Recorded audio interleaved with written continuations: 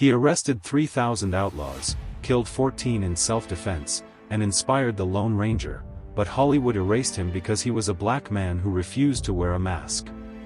In 1863, the air hung heavy with the sweat of cotton fields and the clink of chains in Arkansas. Bass Reeves, born into slavery, stood across a poker table from his master, George Reeves, a Confederate officer. The stakes weren't just money, they were freedom. Bass, with a steady hand and sharper mind, outplayed the man who owned him. Cards slapped the table, and by dawn, George was dazed, his pride shattered. Bass didn't wait for the whip to crack.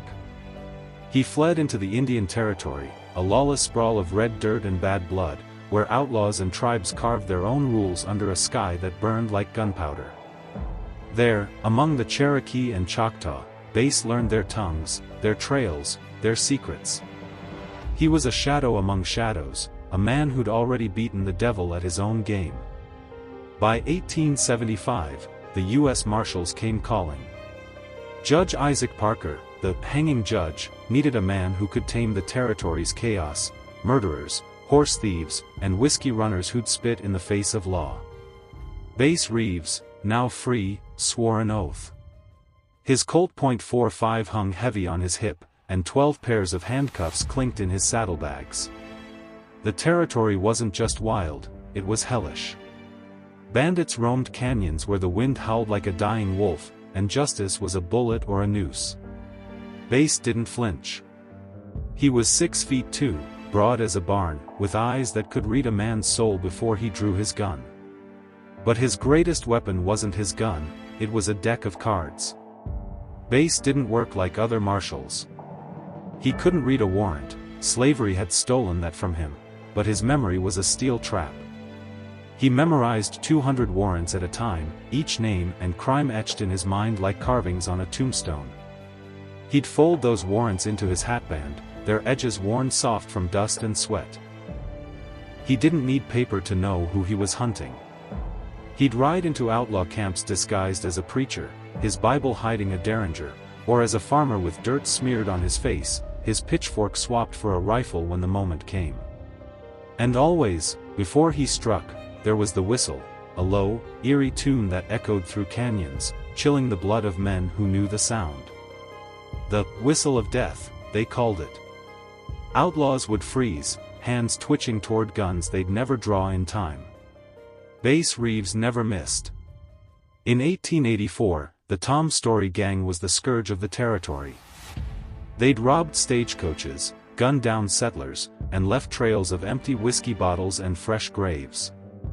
Bass got word they were holed up in a canyon near the Red River, a jagged scar of rock where vultures circled. He didn't charge in with a posse. He went alone, his horse's hooves muffled by the dust.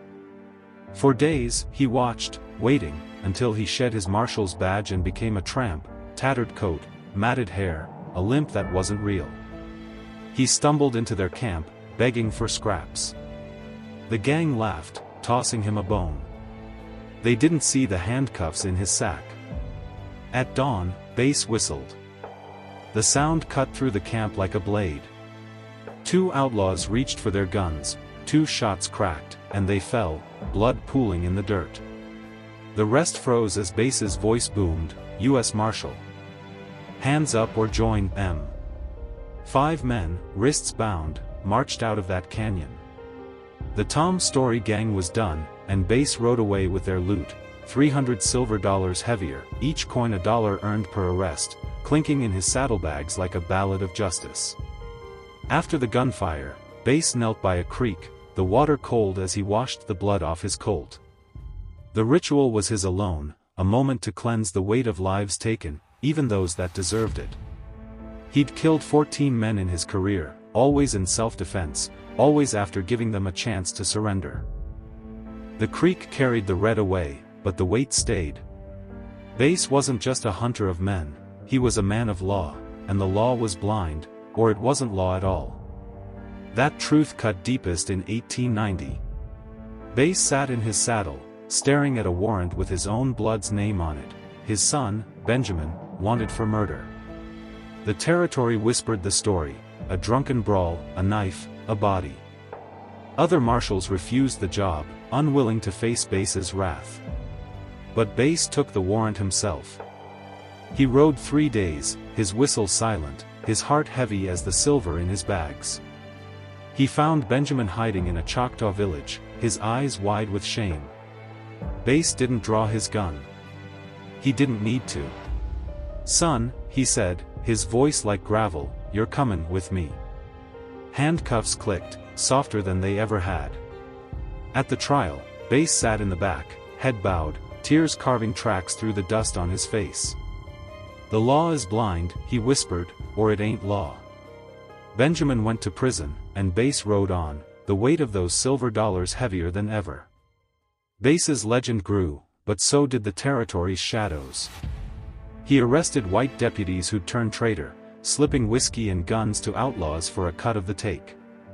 He spoke Cherokee and Choctaw to track fugitives through tribal lands, slipping into their camps like a ghost. His disguises fooled even the sharpest eyes, one day a cattle driver, the next a drifter with a limp.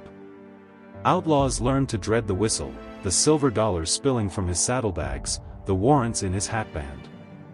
He carried 3,000 arrests in 32 years, each one $1, each dollar a story.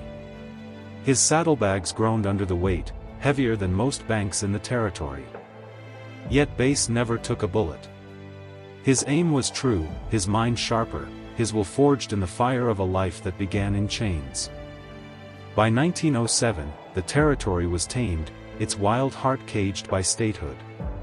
Oklahoma rose, and Bass, now gray and weathered, hung up his badge. He'd never been shot, never been beaten, but the world moved on without him.